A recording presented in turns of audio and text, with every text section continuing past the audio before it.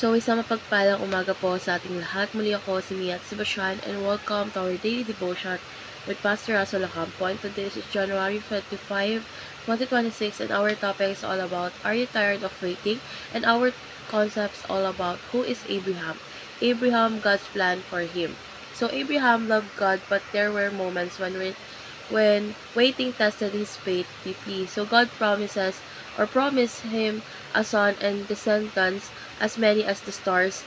Yet time passed and Abraham saw nothing or no change. In Genesis chapter 15, God reassured Abraham that his promise was certain and Abraham believed God. This faith, not works, was counted to him as righteousness, pointing us forward to salvation through Christ alone.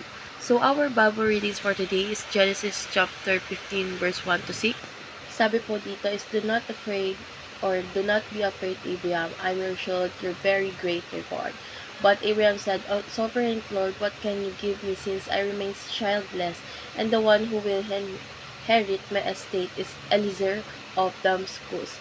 So Abraham said, "You have given me no children, so a servant in my household will be my heir." Then the word of the Lord came to him, "This man will not be your heir, but a son who is your own flesh and blood will be your heir."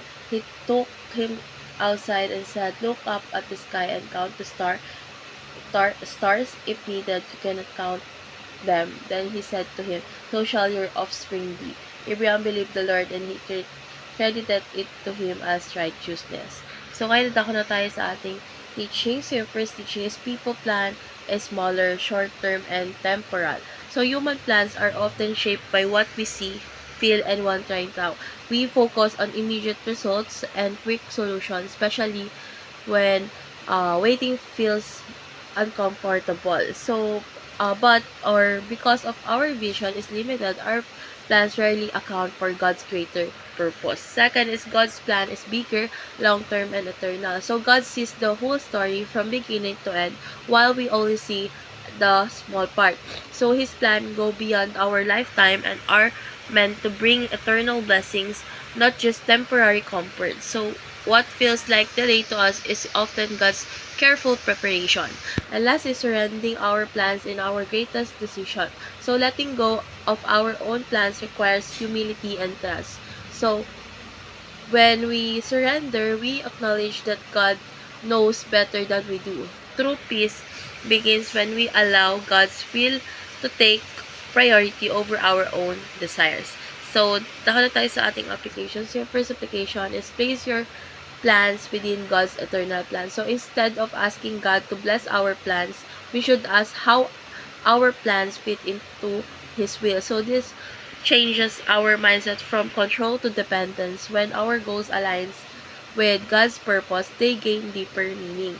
Second is gain peace by surrendering everything to God. So worry often comes from trying to control outcomes we were never meant to control. So surrender invites God to carry what is too heavy for us. Trusting God brings peace even when answers are delayed. And lastly is submit to God's plan and follow God's way. So faith means continuing to obey even when we don't see results yet. So, like Abraham, we are called to believe God's word above our circumstances. Obedience keeps us aligned with God's promises.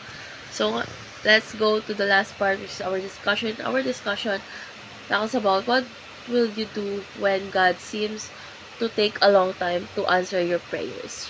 So, for me, from this devotion, I learned that waiting doesn't doesn't not does not mean God has forgotten us. It means He is working in ways I cannot see or we cannot see.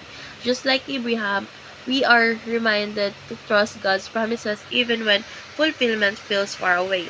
So let's apply this by choosing faith over frustrations, continuing to pray, obey, and believe that God's timing is always perfect. So let's go to the second question is what did the Apostle Paul says about Genesis 15 verse 6.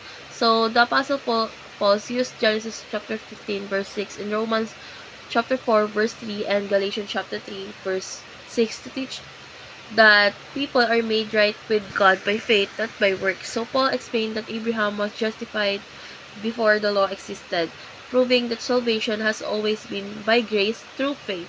This truth points directly to Jesus, who fulfills God's promises for all who believe. So let's pray for Lord God. Uh, Waiting is hard, and sometimes my faith feels weak. Lord God, help us trust your promise, even we do not understand your timing. Lord God, teach us to surrender our plans to you and rest in truth that you are faithful and good. In Jesus' name we pray. Amen.